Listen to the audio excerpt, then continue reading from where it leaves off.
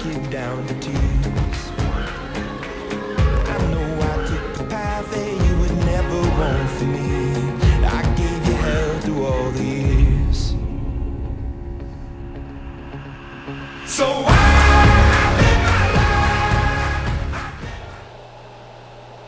Good morning, Perry. I'm Julie. And I'm Denmark. And these are your morning announcements. After winning the districts, our girls bowling team will leave this Thursday for Columbus to compete at the state tournament on Friday. With 17 wins and 1 loss for the season, we are anticipating a strong show from our Perry girls. Good luck to Ashley Casterline, Amanda Lincoln, Ashley Fellows, Alyssa McHue, Rachael Nizialek, Rachel Ritchey, Madison Altimore, and Kaitlyn McGeorge. Attention ladies, when shopping for prom dresses, do not purchase a dress with your midriff showing. You show up to the dance in a dress with your midriff showing, you will be asked to leave and tickets are non-refundable. Reminder to all boys basketball players, please turn in banquet forms ASAP.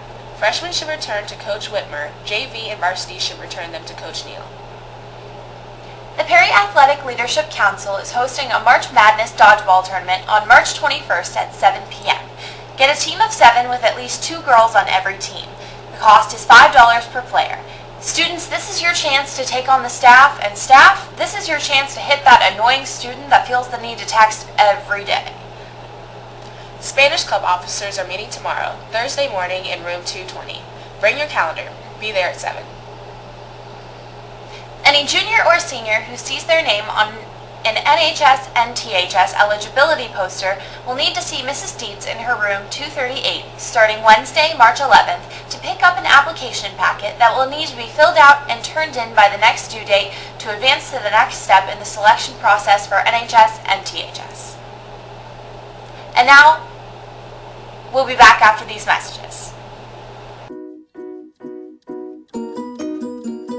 One of my students asked me today, a simple problem, what's circumference divided by diameter? And I cannot figure it out. Does anyone have any input? So easy, guys. I think it has to do with radians. Radians?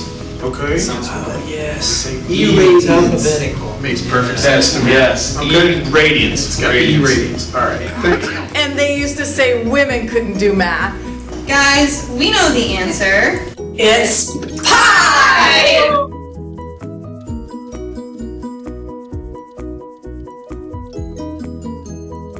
10th grade students, next week you need to take the OGT test. The OGT test will take place every day next week and will start at 7:30 in the morning.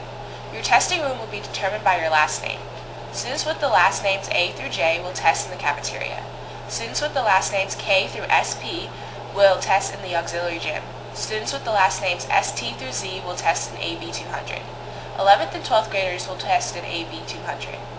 If you have received specific instructions from your teacher to test somewhere else, please follow those instructions.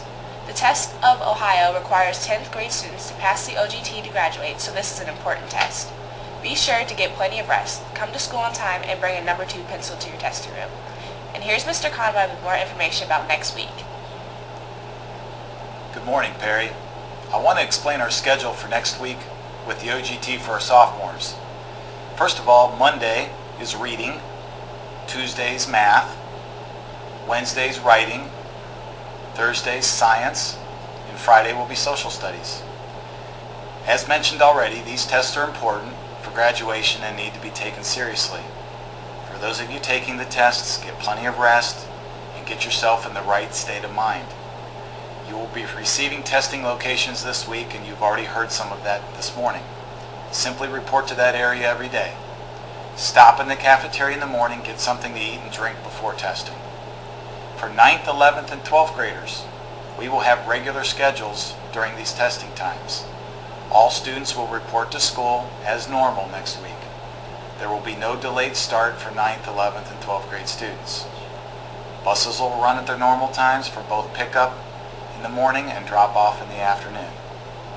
The reason for this change is because we've missed so much school this year with snow days and the testing leading up to OGTs.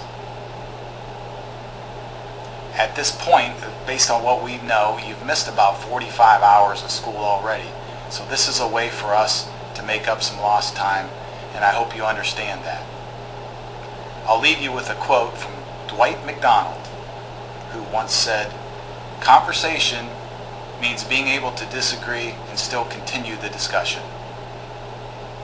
Have a good day and stay classy, Perry, because you already are.